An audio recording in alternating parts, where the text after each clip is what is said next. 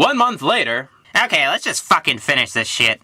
Alright, in this third and final part of the evolution of Jason Voorhees trilogy, we'll look at Jason's sense of style when New Line took over between 1993 and 2009. So what did he fucking look like? In the second final Friday the 13th flick, Jason Goes to Hell, Jason doesn't show up much in person. He possesses a bunch of middle-aged men because he happens to have a magic heart that tastes delicious. Long story. When Jason does show his face, or hockey mask technically, it becomes apparent that his head has turned into a giant mouth that's eating his mask. Look at it! It's like he's wearing a hoodie made out of flesh! The hockey mask is white again. It's definitely not metal like on the poster. It's also missing the cheek chevrons. Those things fade so easily. Clothing-wise, Jason is sporting the look of the working class. Blue work shirt and blue work pants. There must be a Dickies outlet in Crystal Lake.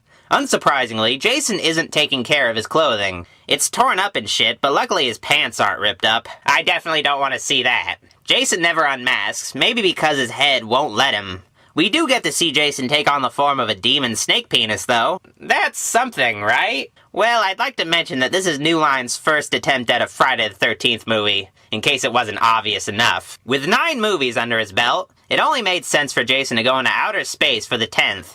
Jason X sees Jason don a jacket for the first time. Now you'll be hard-pressed to see the guy not wearing a jacket. Underneath the brown jacket, Jason wears a gray jumpsuit. Maybe the last time he'll ever wear a jumpsuit. The mask looks a bit different this time around. At least the nose does with its sharper edges. Jason is seen briefly unmasked, and boy does he look sweaty.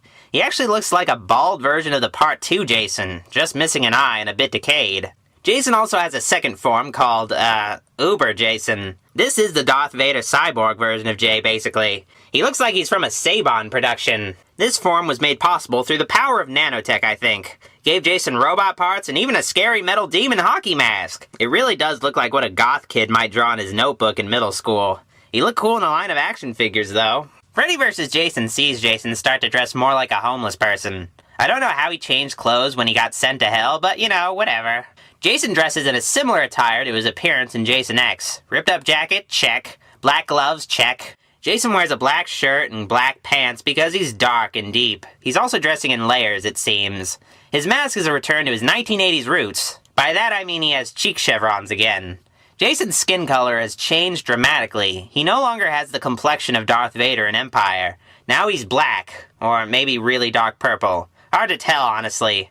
The man also has some distinctive strands of hair on his head. His Hair Club for Men membership is really paying off. Jason doesn't unmask fully in FVJ, but we do get to see him as a kid again. He doesn't look as freaky here. You know, he looks less like Sloth as a kid and more like Gluttony as a kid. Jason was also apparently kind of chunky. Maybe Camp Crystal Lake was a fat camp. Rebooted Jason has refined his homeless sense of fashion. He's wearing a lighter cream-colored shirt and he's ditched the gloves. Jason's mask looks average, except a bit grittier, because this is a reboot after all. It also looks a bit yellow. Jason has returned to being a white guy, and he's grown a flowing mane of blonde hair on his head. Jason perpetuates the dumb blonde stereotype. Jason wears a bag once again early on in the movie, but I don't know, he looks kinda like a mummy. Jason makes an unmasked appearance, and it looks a bit like Part 2, just meaner and kind of mutated. He's got a cataract in his right eye. Are you seeing okay, Jason? His right cheek's flesh is torn. His nose looks stretched out and morphed. His face is just twisted up. Basically, he looks like what you'd expect a hillbilly to look like.